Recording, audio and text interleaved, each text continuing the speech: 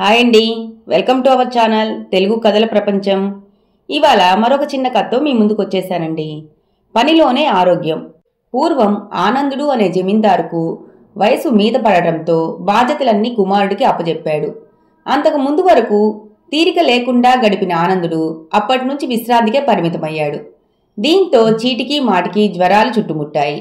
చిట్కా వైద్యంతో ప్రయోజనం లేకపోవడంతో వైద్యుణ్ణి పిలిపించాడు. తన బాధలన్నీ ఏకరువు పెట్టాడు. అవన్నీ విన్న వైద్యుడు మందులేమీ ఇవ్వకుండానే వెళ్ళిపోయాడు. అయినా ఆనందుడికి ఎంతో ఉపశమనం అనిపించింది. కానీ కొన్ని రోజులకు మునుపటిలాగానే అనిపించింది. మరోసారి వైద్యుణ్ణి పిలిపించాడు. తన బాధలన్నీ చెబుతుంటే వైద్యుడు ఓపిగ్గా విన్నాడు. రెండోసారి కూడా మందులేమీ ఇవ్వకుండానే వెళ్ళిపోయాడు. విచిత్రంగా ఇప్పుడు కూడా జమీందారుకు ఆరోగ్య సమస్యలు తొలగిపోయాయి.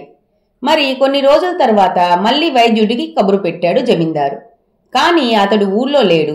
తిరిగి వచ్చేందుకు నెల రోజుల పైనే పడుతుందని తెలిసింది. పొరుగురి నుంచి పిలిపించుకోవాలని ఆనందుడికి అనిపించలేదు. నెల తర్వాత వచ్చిన వైద్యుడు జమీందారును కలిశాడు.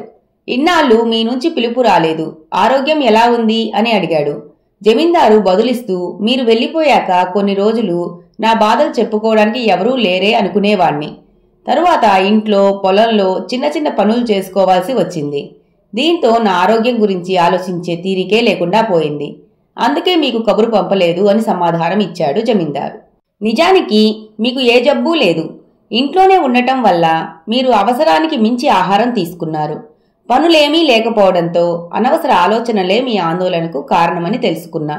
అందుకే మీకు ఏ మందులు ఇవ్వలేదు. ఈ విషయం మీకు చెబితే మీరు వినరని చెప్పలేదు. కానీ మీకు కొన్ని పనులు అప్పచెప్పమని మాత్రం ఇంట్లో వాళ్ళకు చెప్పాను. వాళ్లే మీకు ఇంటితో పాటు పొలం పనులను అప్పచెప్పారు. అది మీకు వ్యాయామంలా పనిచేసింది. అందుకే మీరు ఇప్పుడు మునుపటిలా ఆరోగ్యంగా ఉన్నారు అని అసలు రహస్యం చెప్పాడు వైద్యుడు. ఆ మాటలకు ఆశ్చర్యపోయిన జమీందారు వైద్యుడికి కృతజ్ఞతలు తెలిపాడు. అప్పటి నుంచి రోజు ఏదో ఒక వ్యాపకం పెట్టుకుని శారీరక శ్రమ చేయసాగాడు. పనిలేని బుర్ర దెయ్యాలకు నిలయం అంటారు కదండి. అందుకే నిత్యము ఏదో ఒక వ్యాపకం పెట్టుకుని చెడు ఆలోచనలకు దూరంగా ఉందాం. ఇంకా అంతేనండి, కథ కంచికి మనం ఇంటికి.